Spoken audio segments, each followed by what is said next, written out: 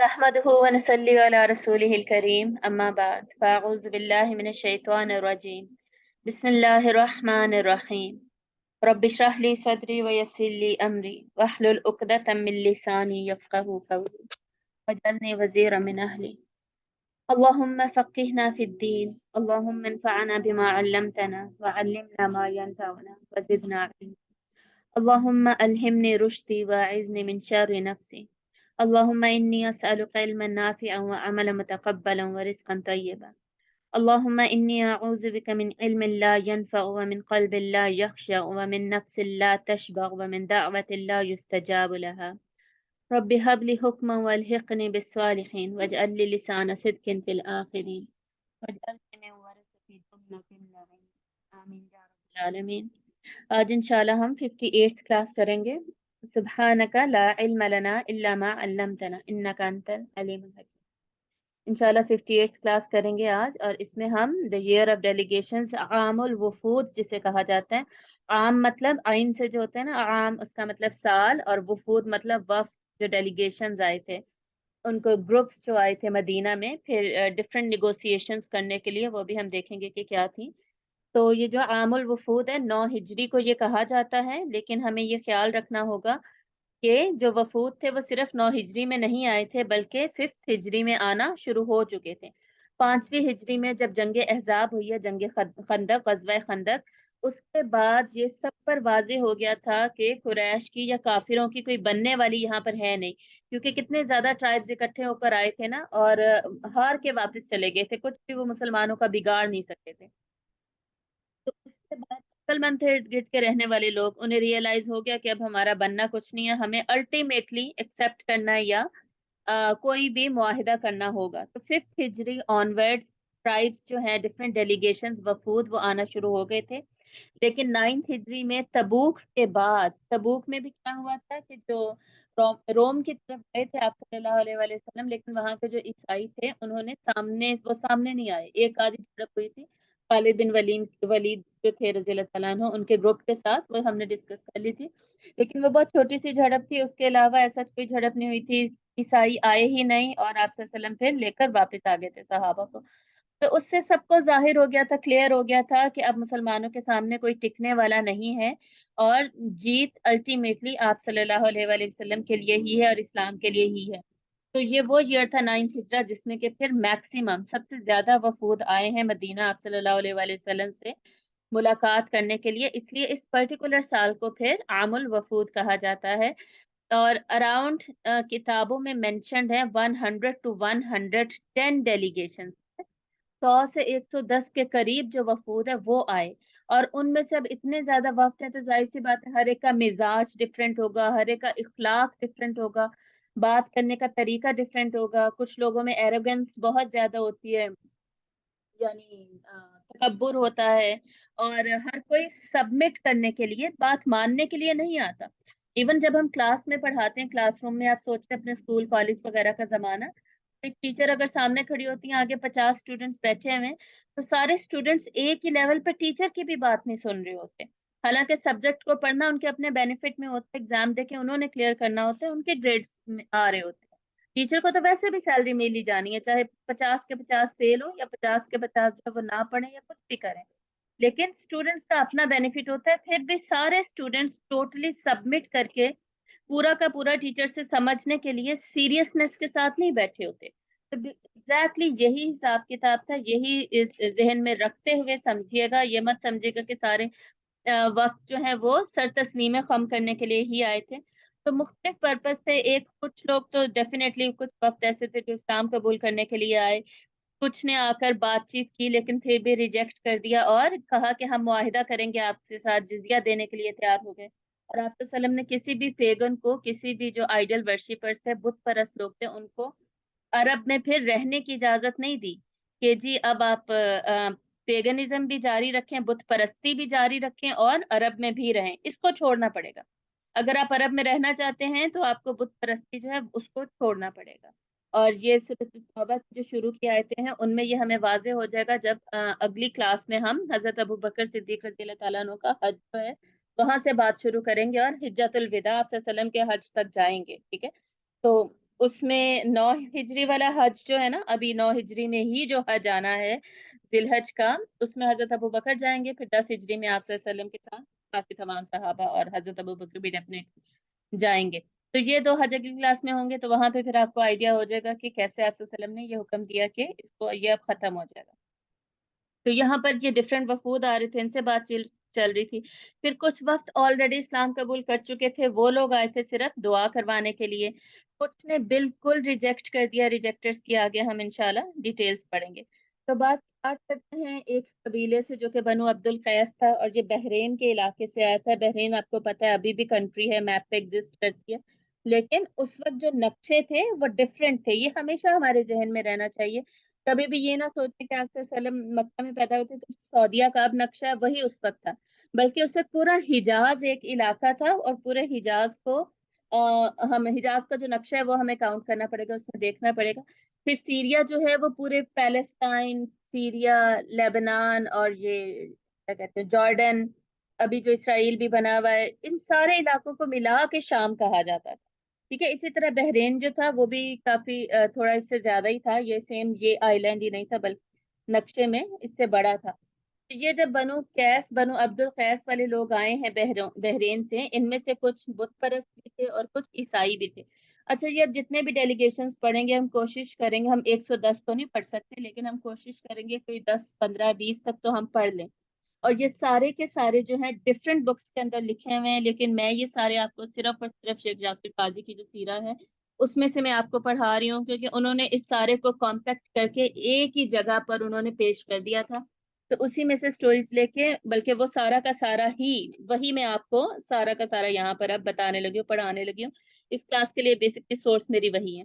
ٹھیک ہے. تو یہ بحرین سے یہ لوگ آئے، اور یہ لوگ جو تھے یہ 2 دفعہ انہوں نے آپ صلی اللہ علیہ وآلہ وسلم کو وزٹ کیا مدینہ میں. ایک 5 ہجری میں بھی یہ لوگ آئے تھے، اور پھر 9 ہجری میں بھی یہ لوگ آئے تھے. اور یہ لوگ جب 9 ہجری میں آنے والے تھے تو آپ صلی اللہ علیہ وآلہ وسلم نے پہلے ہی پریڈکشن کر دی، اور آپ صلی اللہ علیہ وسلم نے فرمایا کہ ایک وقت آنے والا ہے جو کہ بہت ہی اچھے لوگوں پر مشتمل ہے. تو یہ آپ صلی اللہ علیہ وسلم نے پہلے ہی صحابہ کو بتا دیا تھا. تو جب یہ آئے ہیں اور لوگوں کو پتا چلا کہ یہ بحرین سے آئے ہیں، اور حضرت عمر رضی اللہ تعالیٰ عنہ بھی وہیں پہ موجود تھے، تو انہوں نے فوراً ان کو ملے ہیں اور انہیں کہا کہ خوشخبری ہو، اللہ کے رسول صلی اللہ علیہ وآلہ وسلم نے تم لوگوں کی اس طرح تعریف کی ہے کہ بہترین لوگ آنے والے. پھر ان کو لے کر آپ صلی اللہ علیہ وآلہ وسلم کے پاس لے جایا گیا، اور وہ سارے کے سارے جو تھے خوشی خوشی آپ صلی اللہ علیہ وسلم کے پاس گئے. ان میں ایک شخص تھے جو کہ ابھی نہیں گئے، اور ان کا نام تھا اشج. اور وہ انہوں نے پہلے گئے ہیں، کہیں گئے ہوں گے کسی اور جگہ پہ، انہوں نے غسل کیا ہے، صاف ستھرا خود کو کیا، دوبارہ صاف کپڑے پہنے، کیونکہ بحرین سے آئے تھے، ظاہر ہے رستے سے آئے تھے تو ڈسٹ مٹی اڑی ہوگی.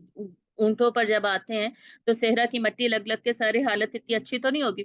تو انہوں نے پہلے غسل کیا ہے، کپڑے چینج کیے ہیں، صاف ستھرے ہو کر پرفیوم لگایا وغیرہ، تیار ہو کر پھر آپ صلی اللہ علیہ وسلم کی خدمت میں حاضر ہوئے ہیں. تو باقی سارے لوگ پہلے ہی چلے گئے خوشی خوشی، اور انہوں نے سکون تسلی کے ساتھ تیار ہو کر آپ صلی اللہ علیہ وسلم کو ملنے کے لیے گئے ہیں. تو آپ صلی اللہ علیہ وسلم نے جب ان کو اشج کو دیکھا ہے تو آپ صلی اللہ علیہ وسلم نے فرمایا کہ اللہ نے تمہیں 2 بہت اچھی خوبیاں دی ہیں جو کہ اللہ کو بہت محبوب ہیں. تم میں 2 ایسی خوبیاں جو کہ اللہ کو بہت محبوب ہیں.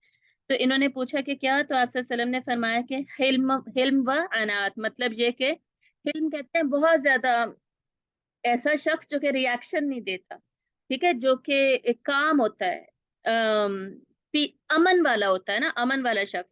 یہ نہیں کہ ایک دم سے کوئی نیوز آئی ہے، چاہے اچھی خبر ہے یا بری خبر ہے، اس کے اوپر فوراً اچھلنے لگ جائے یا چیخنے لگ جائے یا رونے لگ جائے اگر بری خبر ہے، اس طرح کی چیز. تو یہ حلم ہوتا ہے اپنے آپ کو کنٹرول کر کے رکھنا.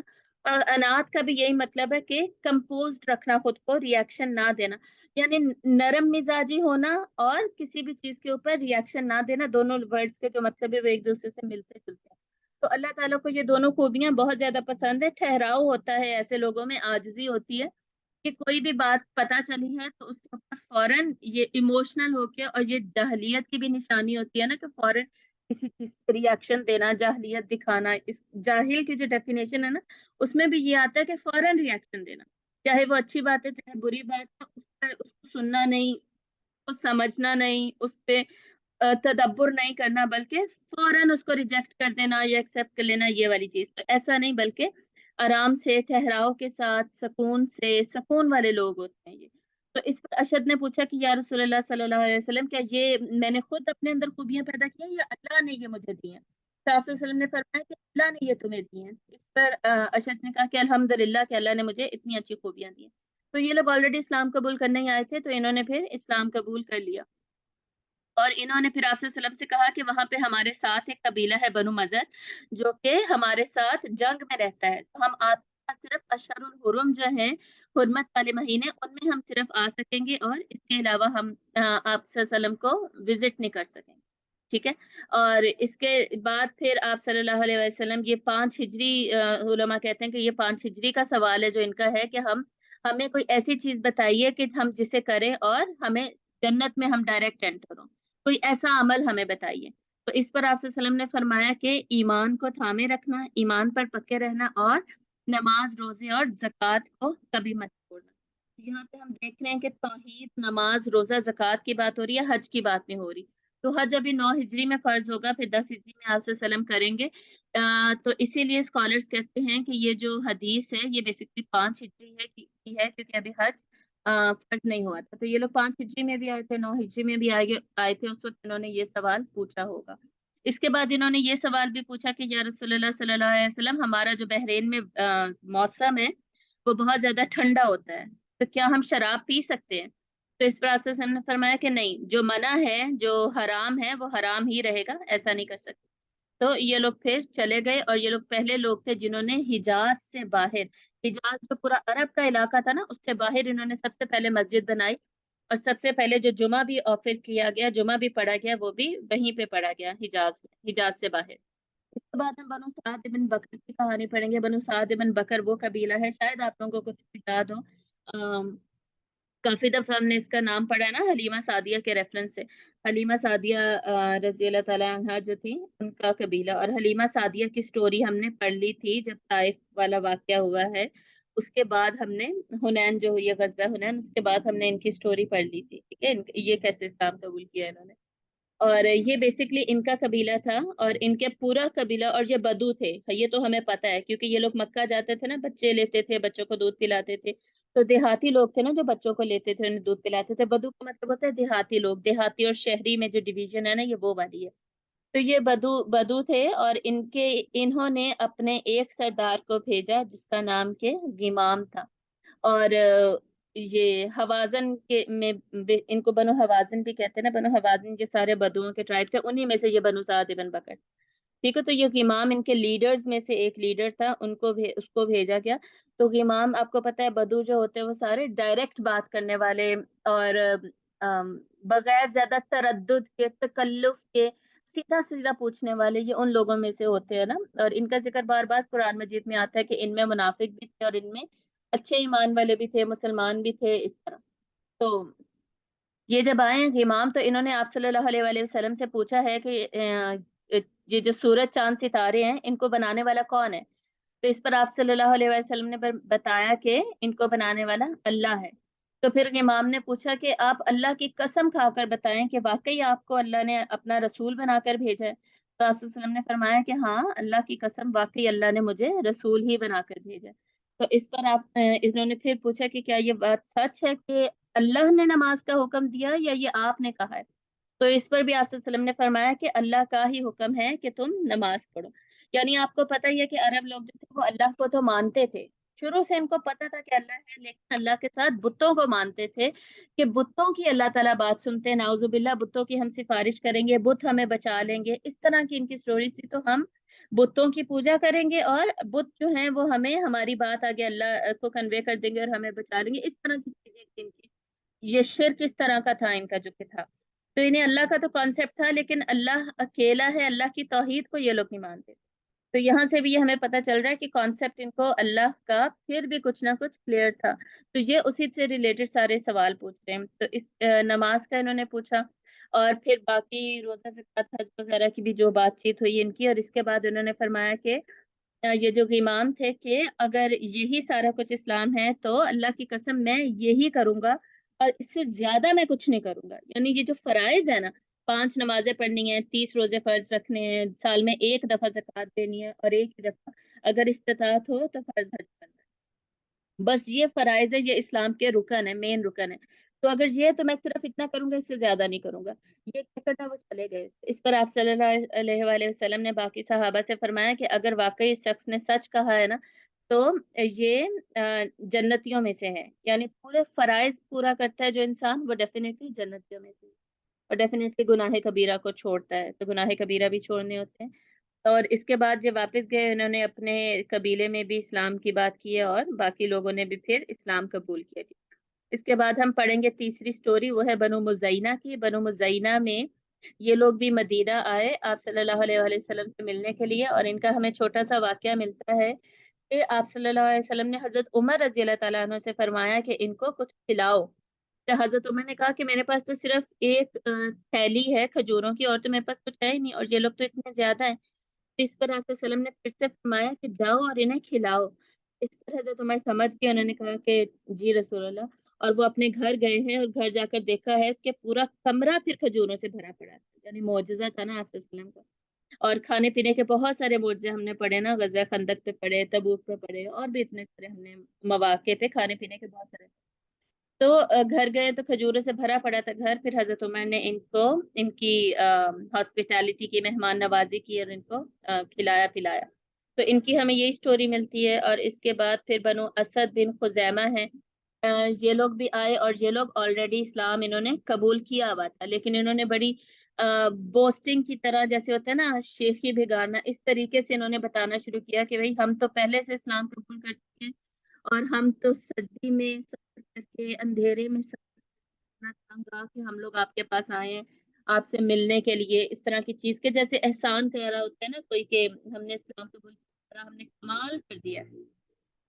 اور اس وقت تو اس چیز کو تھوڑا سمجھا جاتا تھا نا کہ کمزور ایمان کی نشانی ہے، اصل تو ہم اس کو کوئی چیز ہی نہیں سمجھتے، برا ہی نہیں سمجھتے، حالانکہ یہ اس طرح کی بوسٹ کرنا کہ جی میں نے یہ کیا ہے، میں نے بڑا کمال کر دیا، اس طرح کی چیزیں یہ غلط ہوتی ہیں۔ ایون آپ صلی اللہ علیہ وسلم جب اپنے بارے میں بھی بات کرتے تو، اور اپنے کوئی بتاتے، اعزاز بتاتے اپنے، کہ جیسے اللہ تعالیٰ نے آپ صلی اللہ علیہ وسلم کو نہر کوثر دی، اور آپ صلی اللہ علیہ وسلم کو سب کا امام بنایا، اور جنت میں آپ صلی اللہ علیہ وسلم سب سے پہلے داخل ہوں گے، تو آپ صلی اللہ علیہ وسلم بھی اتنی عاجزی کے ساتھ ایکسپلین کرتے کہ تمہارے صاحب کو اللہ نے سردار بنایا ہے، یا تمہارے صاحب ساتھی کو کہتے ہیں نا، تمہارا کمپینین، تمہارا دوست، تو تمہارے ساتھی کو اللہ نے یہ دیا ہے، اس طرح کی چیزیں، یا مجھے امید ہے کہ یہ مقام محمود جو ہے یہ مجھے ہی ملے گا، یعنی پتہ تھا آپ صلی اللہ علیہ وسلم کو کہ آپ کو ہی ملے گا اور آپ کا ہی ہے، لیکن آپ کیا کہتے تھے، مجھے امید ہے کہ یہی ملے گا، اور تم لوگ دعا کرو، اور ہم ہر یہ اس کے بعد اذان کے بعد دعا کرتے ہیں نا کہ آپ صلی اللہ علیہ وسلم کو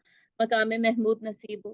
تو یہ کیا، یہ عاجزی ہوتی ہے کہ ایک شخص کو اعزاز ملا بھی ہوا ہے، اور پوزیشنز ملی ہوئی ہیں، آنر ملا ہوا ہے، لیکن وہ اس کو عاجزی کے ساتھ ایکسپلین کرتا ہے، بس، اور بوسٹ نہیں کرتا، شیخی نہیں بگاڑتا، ٹھیک ہے۔ تو یہ چھوٹا سا واقعہ ہمیں ملتا ہے۔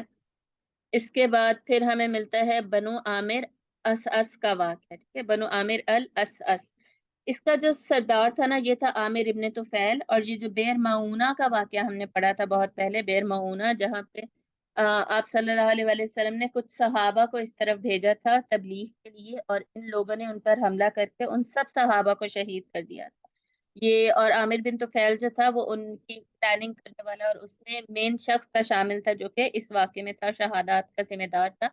تو یہاں بھی یہ اسلام قبول نہیں کرنے آیا، چال چلنے ہی آیا تھا، اور اس کے ساتھ ایک اور ساتھی تھا اس کا، یہ اور اس کا ساتھی ارباد جس کا نام تھا، یہ دونوں گئے ہیں اور مسجد میں بیٹھے ہیں، اور آپ صلی اللہ علیہ وسلم سے بات چیت کرنا شروع کیے، اور ارباد جو تھا اس کے پاس آلریڈی چاقو تھا، اور اس کو چاقو تھا بیسکلی اس کے پاس، اور ان دونوں نے نا آپس میں طے کیا ہوا تھا، عامر نے اس کو بولا تھا کہ جب میں تمہیں اشارہ کروں گا نا اس وقت تم حملہ کر دینا، آپ صلی اللہ علیہ وسلم جب بھی میں اشارہ کروں گا بس تم حملہ کر دینا، تو ہمارا کام ہو جائے گا، ہم نکل جائیں گے۔ تو یہ گئی، اور پھر عامر نے بات چیت شروع کی آپ صلی اللہ علیہ وسلم سے، باتوں میں یہ اس نے اشارہ کیا ارباد کو، لیکن ارباد نے کچھ کیا ہی نہیں، وہ ہلا ہی نہیں۔ اس کے بعد پھر اس نے بات چیت شروع کر دی، باتیں کرتے کرتے اس نے دوسری دفعہ اشارہ کیا، اس نے پھر کچھ نہیں کیا، پھر سے اس نے بات چیت شروع کر دی، یعنی کنٹینیو رکھی، پھر تیسری دفعہ اشارہ کیا، تیسری دفعہ بھی اس نے کچھ نہیں کیا۔ الٹیمیٹلی اس نے کیا کیا، پھر اس نے عامر نے ڈیسائیڈ کیا کہ میں چلو کچھ اپنی ڈیمانڈز وغیرہ پیش کر دیتا ہوں۔ اس نے آپ صلی اللہ علیہ وسلم سے فرمایا کہ میں تب اسلام قبول کروں گا اگر آپ ایسے کریں گے کہ جو شہر میں رہنے والے صحابی وغیرہ سردار آپ بن جائیں، اور جی جتنے بھی اعرابی ہیں بدو ہیں، اور آپ مجھے بنائیں، مجھے ان کی سرداری دیں، تو میں اسلام قبول کروں گا، یعنی اس طرح کی شرط ہے نا۔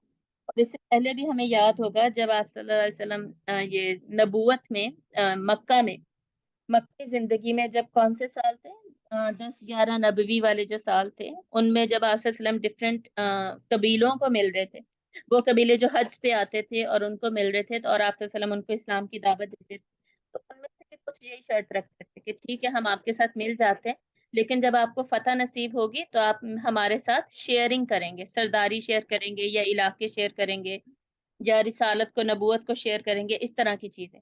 تو آپ صلی اللہ علیہ وسلم نے اس کو ریجیکٹ کیا اور یہ پھر وہاں سے نکل گیا، اور آپ صلی اللہ علیہ وسلم نے پھر دعا مانگی اللہ سے، اللہم اکفنی شرہ، کہ یا اللہ مجھے اس کے شر سے بچا، اس شخص کے شر سے بچا لینا، دور رکھنا اس سے۔ اور جب باہر نکلا تو اس نے بات پوچھا کہ میں نے تمہیں اتنی دفعہ اشارہ کیا، تم نے تلوار کیوں نہیں اٹھائی، چاقو کیوں نہیں نکالا، قتل کیوں نہیں کیا، نعوذ باللہ۔ اور بعد میں کہا کہ میں کیسے قتل کرتا، مجھے تو کچھ نظر، تمہارے علاوہ تو مجھے کوئی نظر ہی نہیں آ رہا تھا، وہاں کوئی تھا ہی نہیں جس کو میں قتل کرتا، کیا کرتا میں۔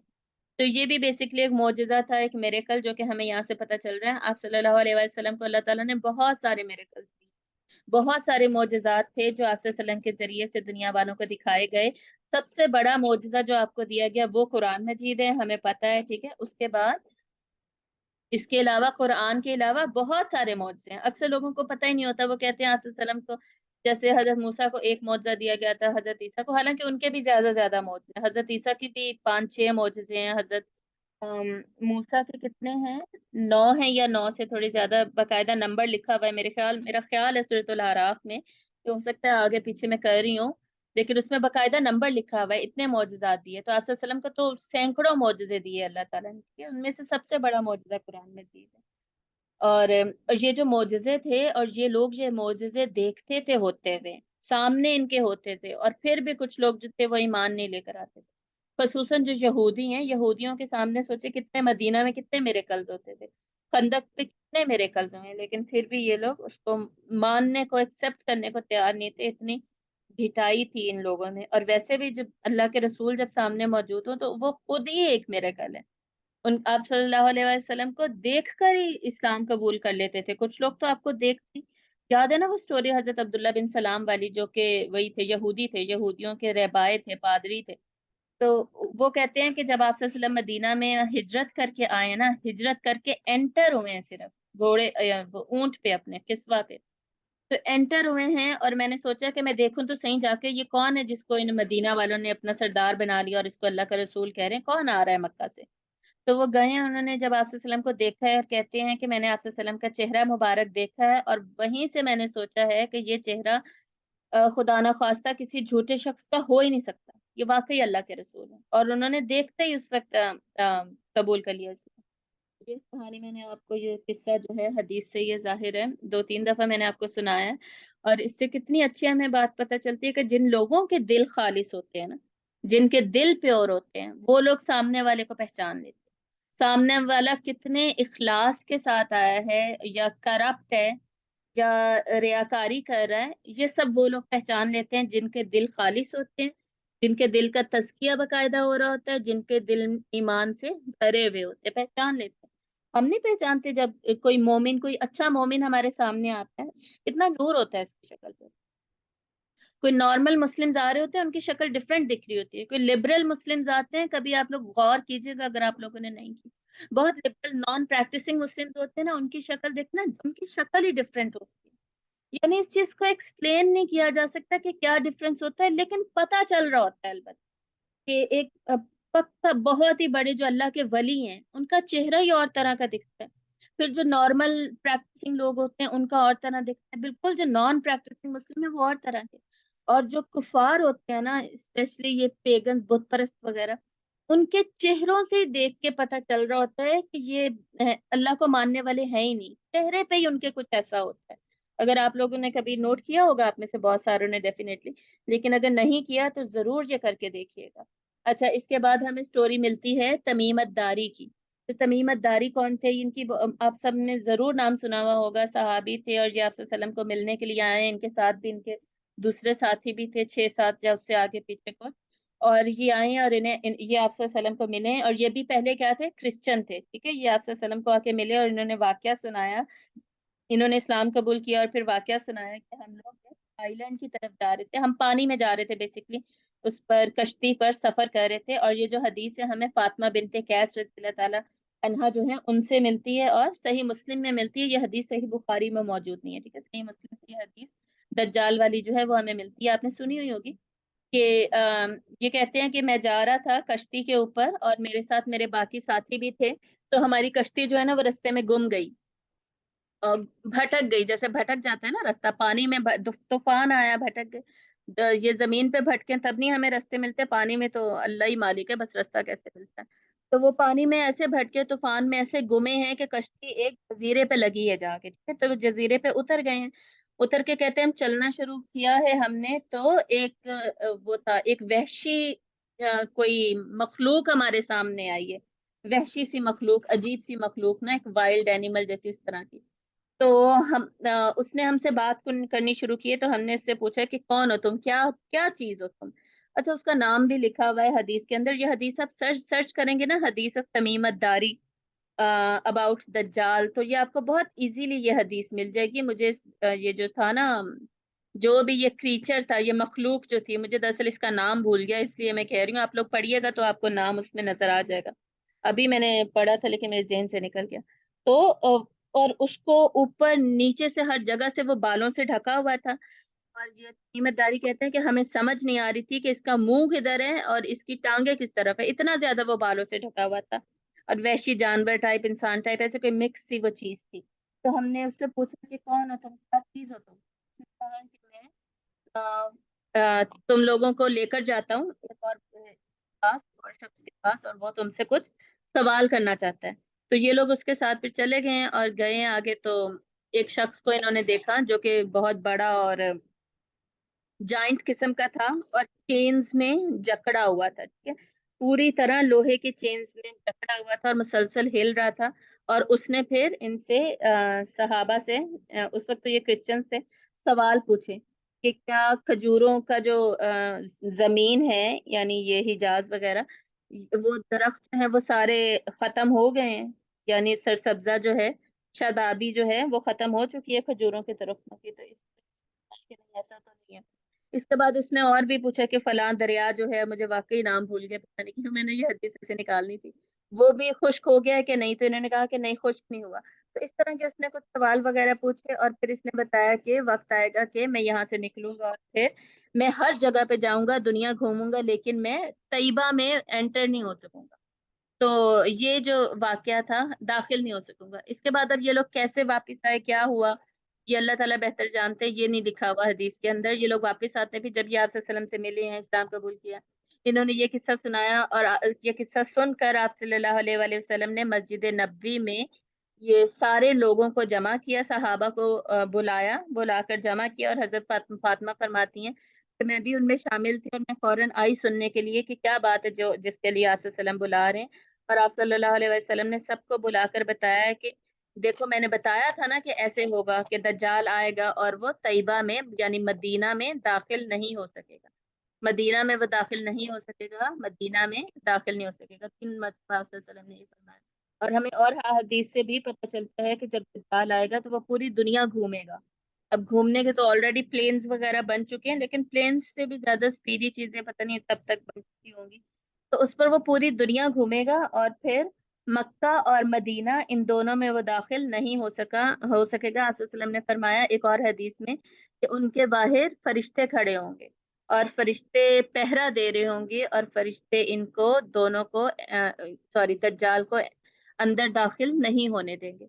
और दज्जाल से रिलेटेड और भी हमें बहुत सारी अहादीस मिलती हैं, काना होगा, माथे पे काफा राख ऊपर लिखा हुआ होगा, अलावा भी बहुत सारी उसके जो भी उसको अल्लाह ताला ने कुछ पावर्स दे रखी होंगी, साइड पे एक तरफ जन्नत होगी, एक तरफ जहन्नम होगी, ताकि बहुत सारी चीजें हमें दज्जाल से रिलेटेड बहुत सारी हदीस मिलती हैं। तो ये वाली जो हदीस थी, इसको चेन्स में बंधा हुआ है देखा है, ये तमीमत दारी की हमें मिलती है। तो ये भी इन्हीं सालों की ही बात है, ये भी आय मिलनी, इन्होंने भी इस्लाम को। इसके बाद हम ये देखेंगे बनु अब्बास का वाकया। इसके सरदार थे तुफैल बिन अमर, طفیل بن عامر، یہ ان کی سٹوری بھی ہم پہلے پڑھ چکے ہیں. بہت شروع میں نبوت کے جو آغاز کے دن تھے، مکہ کے شروع کے دن تھے، بہت سارے لوگ جب بہت سارے نہیں، کچھ لوگ جب اسلام قبول کیا تھا، 10-20 ہارڈلی، اس وقت یہ مکہ آئے تھے. یہ ان کا قبیلہ تھا، کہیں اور تھا ان کا قبیلہ، میرے خیال میں یمن کے ہے نا یہ. یمن کے. تو یہ مکہ آئے ہوئے تھے، یہ طواف عمرہ حج وغیرہ کچھ کرنے کے لیے نا. تو مکہ میں جو کافر تھے انہوں نے یہ فیمس کیا ہوا تھا نا کہ آپ صلی اللہ علیہ وسلم کی بات کوئی نہ سنے، یہ جادوگر ہیں، یہ جادو کر دیتے ہیں. آپ کو یاد ہوگی مکی دور کی باتیں. تو یہ جادوگر ہے، اس کی باتیں نہ سننا ورنہ تم پہ بھی اثر ہو جائے گا، یہ فیملیز کو کاٹ دیتا ہے، یہ اولاد کو دور کر دیتا ہے. اس طرح کی بہت ساری چیزیں فیمس تھیں. تو یہ کہتے ہیں کہ میں نے دل میں سوچا کہ میں مل کر تو دیکھوں نا، اگر واقعی وہ جادوگر ہے تو مجھے پتا چل جائے گا اور میں چلا جاؤں گا. یا اگر اس کے لفظوں میں کوئی لفظ اس کے اتنے پاورفل ہیں تو میں تو خود شاعر ہوں، مجھے پتا ہے کہ کون سے لفظ کیسے ہوتے ہیں، کون سے انسان کے لفظ ہوتے ہیں، کون سے جادوگروں کے جنوں کے لفظ ہوتے ہیں، اس طرح کی چیزیں. اور اگر یہ نعوذ باللہ مجنون ہے، بہت سارے الزامات لگاتے تھے نا قریش والے. اگر اور یہ سارے انہوں نے فیمس کیے ہوئے تھے کہ اس کے ان کے پاس نہ جانا، یہ ہو جائے گا، وہ ہو جائے گا، وغیرہ وغیرہ. اور اگر یہ مجنون ہے، انہوں نے سوچا تو میں اس کا علاج کروا دوں گا. کسی طرح کی چیزیں یہ کہتے ہیں کہ مجھے کیا ہوگا، کچھ نہیں ہوگا، مجھے ملنا چاہیے، میں بات تو کر کے دیکھوں. تو انہوں نے آپ صلی اللہ علیہ وسلم سے ملاقات کی ہے، اور پھر آپ صلی اللہ علیہ وآلہ وسلم نے ان کو خطبۃ الحاجہ سنایا. ایک جگہ پہ ہمیں ملتا ہے، دوسری جگہ پہ انہوں نے صرف آپ صلی اللہ علیہ وسلم نے ان کو صرف 3 کل سنائے. تو اس پر یہ امپریس ہو گئے، انہیں پتہ چل گیا کہ یہ کسی انسان کا کلام نہیں ہے. ظاہر ہے وہ لوگ شاعر تھے. جو شاعر ہے اپنی شاعری کر رہا ہے، اپنے الفاظ بنا رہا ہے. جو ایکسپرٹ ہوتا ہے نا وہی اتنی میجر ایکسپرٹیز والی چیز کو پہچان سکتا ہے. ہم لوگ نہیں یہ پہچان سکتے. ہم لوگوں کو اتنا، یہ جو آرٹ ہے نا یہ ہمارے پاس نہیں ہے. جو صحیح یہ لوگ پکے شاعر تھے، بڑے بڑے شاعر تھے. یہ لوگ صحیح قرآن مجید کا یہ والا جو معجزہ ہے نا کہ آیات کو صرف سن کے دیکھ کے پہچان جانا، تو یہ کسی انسان کی طرف سے نہیں ہے، یہ انہی کا کام تھا. تو ان کو فوراً پتہ چل گیا، اور یہ پھر انہوں نے اسی وقت اسلام قبول کر لیا. اور پھر انہوں نے آپ صلی اللہ علیہ وآلہ وسلم سے فرمایا کہ میں ادھر ہی رک جاؤں اگر آپ کہتے ہیں. تو آپ وسلم نے فرمایا کہ نہیں، تم واپس جاؤ اپنے لوگوں میں اور وہاں جاؤ بیسکلی. تو یہ واپس آئے ہیں اور انہوں نے پھر اسلام کا میسج دیا ہے اپنے ارد گرد لوگوں کو. اور اس وقت آپ کو پتہ ہے اتنے زیادہ فرائض تو تھے ہی نہیں، بس نماز کا حکم تھا نا سورہ مزمل میں جو تھا، اور سورہ مدثر میں وضو کا حکم تھا. اور نماز بھی کون سی تھی؟ نفلی تھی، صرف نفل پڑھنے ہیں. فرض نماز تو 9-10 نبوی میں جا کے معراج کے موقع پہ فرض ہوئی ہے نا نماز. انہوں نے جا کے پھر اسلام کی دعوت دی ہے. تو کچھ لوگوں نے اسلام قبول کیا ہے، زیادہ نے نہیں. اور یہ وہ قبیلہ ہے جس سے ابو ہریرہ رضی اللہ تعالیٰ عنہ بھی بلونگ کرتے ہیں. تو انہوں نے بھی اسلام قبول کیا ہے انہی کی دعوت پر. اور 7 ہجری میں ہم نے دیکھا تھا کہ یہ لوگ پھر مدینہ آ گئے تھے. یہ وقت کی صورت میں یہ قبیلہ مدینہ آیا ہے جب آپ صلی اللہ علیہ وآلہ وسلم نے غزوہ خیبر میں فتح حاصل کی تھی. اس وقت بھی ہم نے ان کا ذکر پڑھا تھا. تو آپ صلی اللہ علیہ وسلم نے کیا فرمایا تھا؟ مجھے سمجھ نہیں آ رہی میں کس بات پہ زیادہ خوش ہوں، خیبر کے فتح ہونے پہ یا پھر جو حبشہ سے لوگ آئے تھے ان کے آنے پہ. یہ لوگ بھی آئے تھے، ان کی بھی ظاہر خوشی ہوگی، لیکن حبشہ سے جو صحابی وہ آپ صلی اللہ علیہ وسلم کے رشتہ دار جو تھے، اور ان میں سے جو حضرت جبیر تھے، ان کے آنے پہ آپ صلی اللہ علیہ وسلم کو بہت زیادہ خوشی تھی نا. تو آپ صلی اللہ علیہ وسلم نے فرمایا کہ کس کی زیادہ خوشی ہے یہ میں بیان نہیں کر سکتا، یعنی سب کی زیادہ خوشی تھی. تو یہ ابو ہریرہ اس قبیلے سے تھے، 7 ہجری میں آئے ہیں. 10 ہجری تک، 10 ہجری ہوئی ہے، پھر 11 ہجری میں آپ صلی اللہ علیہ وسلم کی وفات ہوگی نا، وصال ہوگا. تب تک آپ کے ساتھ رہے. انہوں نے میکسیمم احادیث جو رپورٹ کی ہیں، سب سے زیادہ احادیث کے راوی کون ہے یہ ہمیں پتا ہونا چاہیے نا، حضرت ابو ہریرہ رضی اللہ تعالیٰ عنہ. اور انہوں نے جتنے کام کیے اس کا ثواب کس کو جاتا ہے؟ انہی کو، حضرت طفیل بن عامر کو، کیونکہ ان کے ہاتھ پہ وہ اسلام قبول کرنے والے تھے. اس کے بعد وائل بن حجر کا واقعہ ہمیں ملتا ہے. وائل بن حجر یہ یمن میں رہنے والے تھے اور رائل بلڈ تھا ان کا. مطلب یمن میں نا چھوٹی چھوٹی یہ بادشاہتیں بنائی ہوئی تھی. تو یہ آپ سمجھیں جیسے چھوٹے چھوٹے علاقے بنا کے، یعنی شہر بنائے ہوئے ہوں گے، پتہ نہیں کیا، سلطنتیں البتہ بنائی ہوئی تھی، چھوٹی چھوٹی ڈیوائڈ کی ہوئی تھی سلطنتیں اپنی. یہ ایک سلطنت ان کی پاس تھی، یہ اس سے بلونگ کرتے تھے. اور یہ آپ صلی اللہ علیہ وسلم کے پاس آئے ہیں تو آپ صلی اللہ علیہ وسلم ہر ایک کو اس کے رتبے کے اعتبار سے، رتبے کے حساب سے ڈیل کرتے تھے. ٹھیک ہے، ایسا نہیں ہے کہ ہر ایک کو ایک ہی جیسا ڈیل کرتے تھے. اس سے ہم بھی بہت بڑا لیسن سیکھتے ہیں کہ جو شخص بہت بڑے اگر رتبے سے آیا ہے تو ہم اس کو زیادہ عزت دیں گے. کوئی بہت پڑھا لکھا ہے، کوئی پی ایچ ڈی کر کے آیا ہے، کوئی ڈاکٹر آیا، تو اس کو اس حساب سے ٹریٹ کیا جائے گا، اس حساب سے اس کو عزت دی جائے گی، اس حساب سے اس سے پوچھا بتایا جائے گا. تو یہ نارم بھی ہے، دنیاوی طور پہ بھی ایسا ہوتا ہے. ہماری یعنی نیچرل رسپانس بھی ہمارا یہی ہوتا ہے کہ ایسے لوگوں سے ڈیل کیا جائے. اور ہمیں اس کی مثالیں سیرت میں بھی ملتی ہیں کہ آپ صلی اللہ علیہ وسلم نے سیرت میں بھی ایسا ہی کیا. آگے جا کے وہ ایک اور قصہ سناؤں گی، اس سے بھی یہ بات مزید واضح ہو جائے گی ابھی آج کی کلاس میں. پہلے اس کو پڑھ لیتے ہیں. تو آپ صلی اللہ علیہ وسلم نے ان کو بہت زیادہ عزت دی، ان کو بلکہ ممبر پہ اپنے پاس ساتھ لے گئے آپ صلی اللہ علیہ وسلم ان کو. اور انہوں نے پھر اسلام بھی قبول کیا. اور انہوں نے آپ صلی اللہ علیہ وسلم سے کہا کہ یا رسول اللہ، میرے جو بھائی ہیں انہوں نے مجھ سے سلطنت میری چھین لی ہے. تو آپ صلی اللہ علیہ وسلم نے ان سے فرمایا کہ میں تم سے اس سے بہتر کا وعدہ کرتا ہوں. یعنی کیا وعدہ کرتا ہوں؟ جنت کا وعدہ کرتا ہوں تم سے. پھر اس کے بعد جب یمن کے بہت سارے آئیں گے وقت ابھی، اس کے بعد آپ صلی اللہ علیہ وسلم نے ان کو گورنر بھی بنا دیا تھا، یمن کے حصے کا گورنر بھی بنا دیا. اور پھر آپ صلی اللہ علیہ وآلہ وسلم نے حضرت معاویہ کو ان کے ساتھ بھیجا کہ جاؤ جا کے اسلام سکھائیں ان کو بھی اور باقیوں کو. اور یمن میں آپ کو پتا ہے حضرت معاذ بن جبل کو بھی بعد میں آپ صلی اللہ علیہ وسلم نے بھیجا تھا، اور ڈفرنٹ صحابہ کو بھی ڈفرنٹ علاقوں کی طرف بھیجا تھا. اس سے پہلے بھی ہم پڑھ کے آپ صلی اللہ علیہ وسلم بھیجا کرتے تھے اسلام سکھانے کے لیے. ایون مدینہ میں آپ صلی اللہ علیہ وسلم نے بھیجا تھا اسلام سکھانے کے لیے. جب آپ صلی اللہ علیہ وسلم نے ہجرت نہیں کی تھی تو اس سے پہلے پہلے آپ صلی اللہ علیہ وسلم نے بھیج دیا تھا، اور ایک صحابی کو بھیج دیا تھا. تو یہ حضرت معاویہ رضی اللہ تعالیٰ عنہ جو ہیں، ان کو آپ صلی اللہ علیہ وسلم نے ساتھ بھیجا. اور حضرت معاویہ آپ کو پتا ہونا چاہیے کون ہے. حضرت معاویہ حضرت ابو سفیان جو ہیں، جنہوں نے 8 ہجری میں اسلام قبول کیا، ان کے بیٹے ہیں. اور اس وقت حضرت معاویہ بہت غریب تھے، پیروں میں جوتے بھی نہیں ہیں، کپڑے بھی پھٹے ہوئے ہیں، اس طرح کی ان کی حالت تھی. تو آپ صلی اللہ علیہ وسلم نے ان کو ایز اے ریپریزینٹیٹیو بھیجا ہے. ٹھیک ہے، یہ بہت بڑی بات ہوتی ہے کہ آپ کہیں جا رہے ہیں، آپ کہیں کوئی کہیں کا کوئی بادشاہ ہے یا کوئی سردار ہے یا اللہ کے رسول ہے یہاں تو وہ اپنے نمائندے کو بھیج رہے ہیں آگے. کس شخص کو، کسی شخص کو چوز کیا ہے. جیسے یہ نا